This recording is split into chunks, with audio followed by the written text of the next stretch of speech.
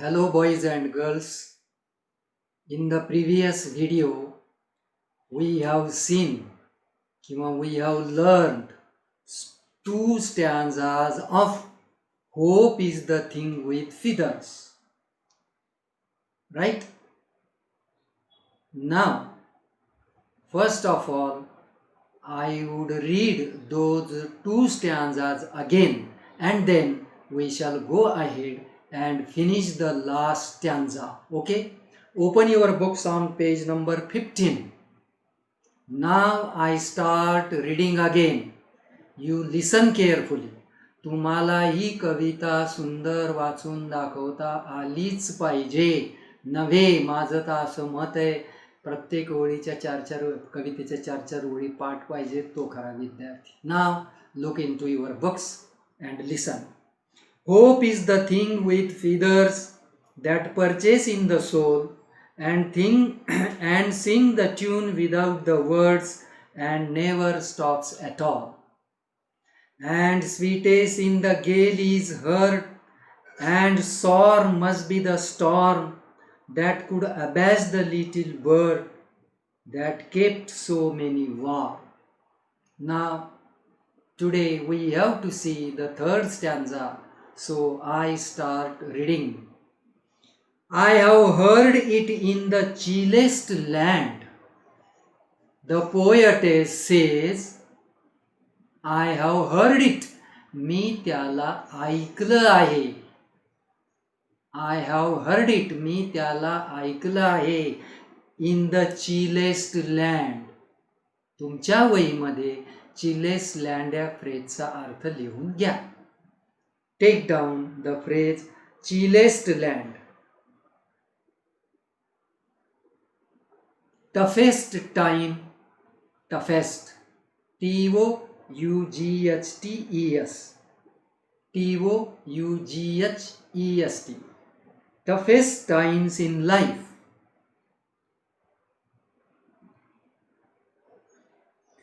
Oblique, most difficult circumstances. Most difficult circumstances. C-I-R-C-U-M-S-T-A-N-C-E-S. Circumstances. आता बघा, मी चिलेस्ट land या फ्रेजचा अर्थ तुम्हाला आता सांगितला. पहिला अर्थ सांगितला टफेस्ट टाइम्स इन लाईफ आणि दुसरा अर्थ सांगितला मोस्ट डिफिकल्ट सर्कमस्टान्सेस. आता मराठीतल्या अत्यंत कठीण काळ. अत्यंत कठीण काळ, थोडं दमान जावं लागेल ना. दिलं अत्यंत कठीण काळ. ऑब्लिक, अत्यंत विपरीत परिस्थिती. अत्यंत विपरीत परिस्थिती. बघा, चिलेस लँडचा मराठीमध्ये असा अर्थ होतो. कवयित्री म्हणते, मी त्याला अत्यंत कठीण परिस्थितीत, अत्यंत विपरीत परिस्थितीत ऐकलेलं आहे. मग ऐकलेलं म्हणजे काय ऐकलं? गाताना ऐकलेलं आहे. मी आता तुम्हाला सोपे इंग्लिशमध्ये सांगतो. The poetess says, I have heard it singing in the chillest land. Right? सोपे इंग्लिशमध्ये, I have heard the little bird singing in difficult times किंवा इन द मोस्ट किंवा वर्स्ट सिच्युएशन.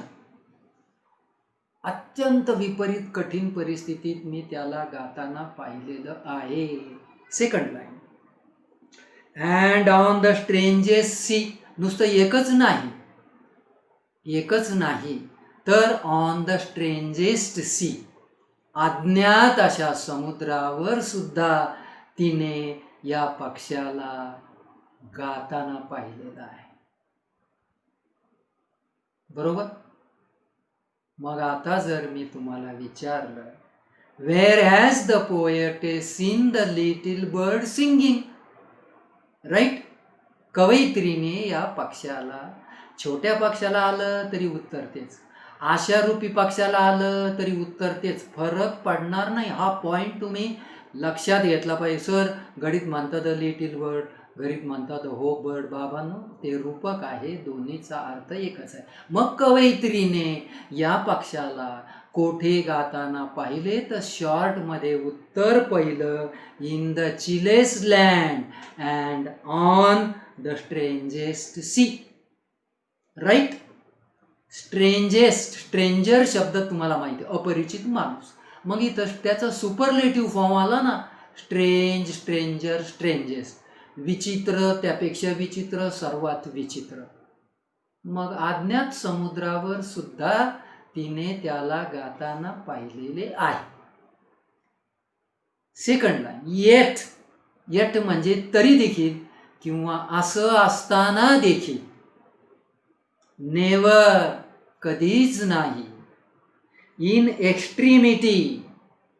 आता बघा, या कालपासून ज्या फ्रेजेस चालल्या ना, आजच्या दोन, आता तिसरी फ्रेज आली, लिहा इन एक्स्ट्रीमिटी. सोपे इंग्लिशमध्ये अर्थ लिहून घ्या म्हणजे तुम्हाला कळेल. इन एक्स्ट्रीमिटी बरोबर in worst situation. In worst, WRST, situation. मराठीत अर्थ काय? अत्यंत वाईट परिस्थितीत. वाईट म्हणा, कठीण म्हणा, एकच अर्थ होतो, इन द वर्स्ट सिच्युएशन. मग आता बघा, ते मग अशी काय आलं तर चिलेस लँड, आता काय आलं इन एक्स्ट्रीमिटी, परवा काल काय गेल तर गेल. बरोबर आहे की नाही? हे जवळजवळ सर्व समानार्थी, एवढं तुम्ही समजून घ्यायचं. पण आता मी अर्थ सांगतो. येट नेवर तरी देखील कधीच नाही. कशात? इन वर्स्ट सिच्युएशन, अत्यंत कठीण परिस्थिती सुद्धा कधी काय केलं नाही त्याने. लास्ट लाईन, इट आस्क्ड ए क्रम. म्हणजे काय? अन्नाच्या कणाची मागणी केलेली नाही. तो अन्नाच्या कणाची मागणी करत नाही. म्हणजे दुसरा अर्थ, आशारूपी पक्षी त्याच्या बदल्यात कशाचीच मागणी करत नाही, असा त्याचा अर्थ आहे. बघा, मी परत वाचतो. इट आस्क्ड ए क्रम ऑफ मी, म्हणजे it never asked, it never expected anything from me in return. In return आशारूपी पक्षाचं तसंच आहे. तो सुद्धा त्याच्या बदल्यात कशाचीही कवयित्रीकडे मागणी करत नाही. रूपक हे, एवढं तुम्ही डोक्यात घेतलं पाहिजे. Now once again I read the whole last stanza. I have heard it in the chillest land and on the strangest sea, yet never in extremity it asked a crumb of me. Take down the word crumb. A crumb. A crumb. CRUMB. A crumb. A very small piece. अर्थ नीट लिहायचा, गडबड नाही करायची. A crumb means a very small piece. पीसचं spelling पाहिजे PIEC. झाला एक अर्थ, ऑब्लिक करा. A very small bit. बघा मी अर्थ कोणते कोणते देतो. A very small bit, BIT. आता तिसराही अर्थ पहा, सायन्स मधलं सांगतो. A small particle. A small particle, PARTICL. कळलं का? असा अर्थ आहे क्रमचा. म्हणजे तो पक्षी, छोटा पक्षी, एका बारीक अन्नाच्या कणाची सुद्धा अपेक्षा करत नाही, त्याच्या बदल्यात मागत नाही. मग आशारूपी पक्षाचं सुद्धा असंच आहे, कवयित्री असं म्हणते. परंतु इथं जर प्रश्न जर मी तुम्हाला, what is the hope bird's food, तर तुमचं उत्तर काय? एकदम एका शब्दात आहे, a crumb. And it is given there. Right. आता पहा, आपण काय करू आता, ॲक्टिव्हिटी नंबर जी आहे 15, पेज नंबर 15 वरची, काल आपण 3 जोड्या सोडवल्या होत्या. राईट. परत आपण 3 मी सांगतो. होप तर आत्ताच झालं, काल झालं, तेच चाललंय 24 तास. होप म्हणजे बर्ड, हे झालं. नंबर 2, गेल किंवा स्टॉर्म याला काय सांगितलं होतं, डिफिकल्टीज अँड प्रॉब्लेम्स. कीप वॉर्मला काय येतं, प्रोव्हाइड कम्फर्ट. हे 3 झाल्या होत्या का. मग आता मला चौथी सांगा. चिलेस लँड आता एवढ्यात लिहून दिलं का नाही मी दिलं, बोला बरं मग आता. टफेस्ट टाइम्स इन लाईफ, हा बी अर्थ आहे. इथं उजव्या हाताला थोडासा वेगळा अर्थ दिला. मग हे येऊ शकतं, ते येऊ शकतं. पाठ करणं फार महत्वाचं आहे. And what is the last, a crumb. बोला, ए व्हेरी स्मॉल बिट दिलेलं आहे का नाही इथं.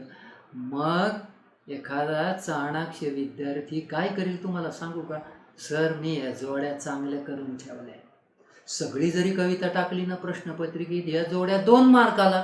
त्याचं कारण असं, एक जोडी बरोबर आली तर अर्धा मार्क. हे तुम्ही लक्षात ठेवा. आणि गेल्या वर्षी असंच घडलं होतं, हे लक्षात ठेवा. सगळ्यांना सांगितलंच, काही मुलं म्हणजे सर आम्हाला नाही कळाली कविता, काही म्हणजे कळाली. जुनी गोष्ट आहे गेल्या वर्षीची.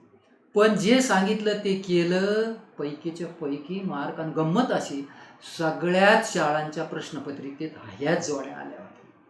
आता तुम्हाला काय करायचं ते मी यावर्षी सांगतो. यावर्षी येईल का नाही त्याची गॅरंटी नाही, परंतु जोड्यात करून ठेवाल की नाही. आता आपण काय करू, काही सिंपल फॅक्च्युअल क्वेश्चन्स पाहू आजचे. So take down some simple factual questions. Number 1, साधं थोडक्यात उत्तर द्यायचं. वेअर हॅज नीट लिहायचं. हा, हे प्रश्न चांगले येते. Where has the poetess, POETESS, seen the little bird singing.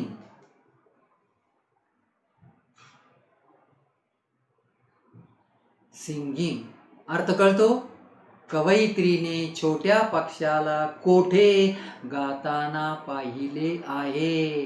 काही अंदाज आहे ना तुमच्या समोर. 2 ओळी आज वाचलेल्या. Take down. In the chillest land, in the chillest land and on the strangest sea. In the chillest land and on the strangest sea. SEA हे त्याचं उत्तर. राईट. आता पहा, मी हा 1 मार्कासाठी प्रश्न दिला होता. तुम्ही पटकन बोलले, in the chillest land and on the strangest sea. Correct. पण हाच प्रश्न 2 मार्काला येऊ शकतो. मग तुम्ही उत्तर कसं लिहिणार, तुमच्या लक्षात आलं का. फक्त पूर्ण वाक्यात लिहायचं. थोड्या वेळाने मी घेतो. Simple factual number 2.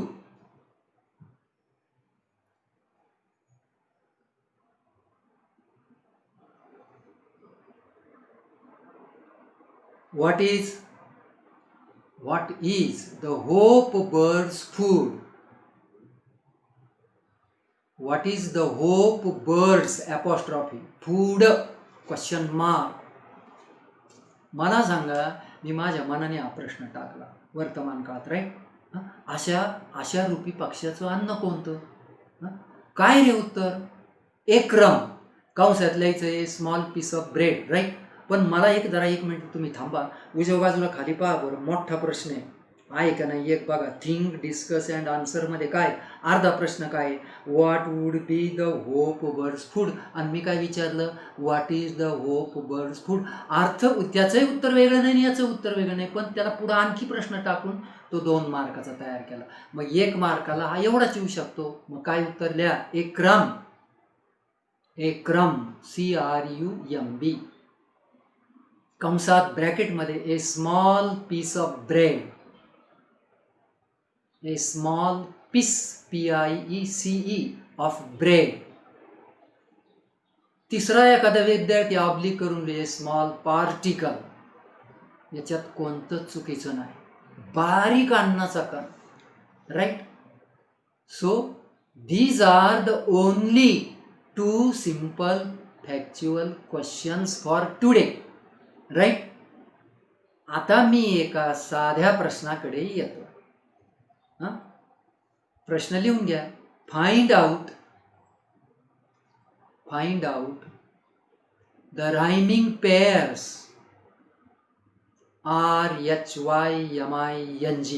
Rhyming pairs PAIRS यमक जुळवणाऱ्या जोड्या तुम्हाला माहिती आहे आता 8वीपासून. From the second and third stanza. From the second and third stanza. Full stop. चला उत्तर सांगा. दुसऱ्यामध्ये तर 2 जोड्या आहेत, 2. हर्ड बरोबर बर्ड. करेक्ट. Heard bird. त्यातलीच दुसरी स्टॉर्म वॉर्म. Storm warm. आणि तिसऱ्यामध्ये एकच आहे, सी मी. सी मी. म्हणजे दुसऱ्यात 2, तिसऱ्यात 1, पहिल्यात तर अजिबात नाही, बाबांनो बसतच नाही. आता आपण कॉम्प्लेक्स फॅक्च्युअल क्वेश्चन्स घेऊ. 1-2 प्रश्न आपण घेऊ. त्यापैकी एक इथं दिलेला आहे आणि एवढे 2 प्रश्न तुम्ही तयार करून ठेवले नाही, तुम्हाला अडचण येणार नाही बाबड्या. आणि खूप सोपं आहे ते, थोडंसं पाठ करा. वरल्या complex factual questions. Complex factual questions. Number 1. आता तो दिलेला आहे मध्यावर आहे बघा, त्या अर्धचंद्रामध्ये. तो तुम्ही नोट डाऊन करा. What would be the hope bird's food? Write down. What would be the hope bird's apostrophe नीट बघा, फूड क्वेश्चन मार्क. हा झाला का अर्धा? राहिलेला अर्धा. Can it live? Can it live? LIVE on. Can it live on without that food? Without that food. Again question mark. आता आधी अर्थ पाहिला पाहिजे, कारण मोठा प्रश्न एवढाच आहे. आणि तुम्ही लक्षात घ्या, तुम्हाला आत्ताच सांगतो, अरे बाबांनो हाच प्रश्न काढतील 2 मार्काला. एक छोटा रायमिंग पेअर झाली ना 5 मार्काची कविता. हां, काही मुलं माझं अत्यंत ऐकतात, मग ते कोणते असो, 10वी 9वीचे ते पैकीचे पैकी जवळ जातात, हे लक्षात ठेवा. आता प्रश्नाचा अर्थ पहा. आशावादी पक्षाचे अन्न काय असेल? वुड बी म्हणजे असेल. हां, आणि कॅन इट लिव्ह? तो राहू शकतो का त्याच्याशिवाय? उत्तर सुरू करा. प्रश्नातून जाता येतं. ल्या द होप बर्ड्स फूड. प्रश्नातून जात आहोत. कुठून सुरू केलं बघा. The hope bird's food would be a crumb. A crumb bracket मधल्या a small piece of bread. लिहायला विसरायचं नाही ब्रॅकेट मध्ये. A small piece of bread. Full stop देऊन टाका. Second sentence. According to the poetess. According to the poetess, कवयित्रीच्या मते.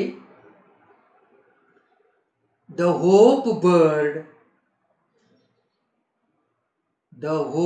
Bird can live. जगू शकतो. Can live without food.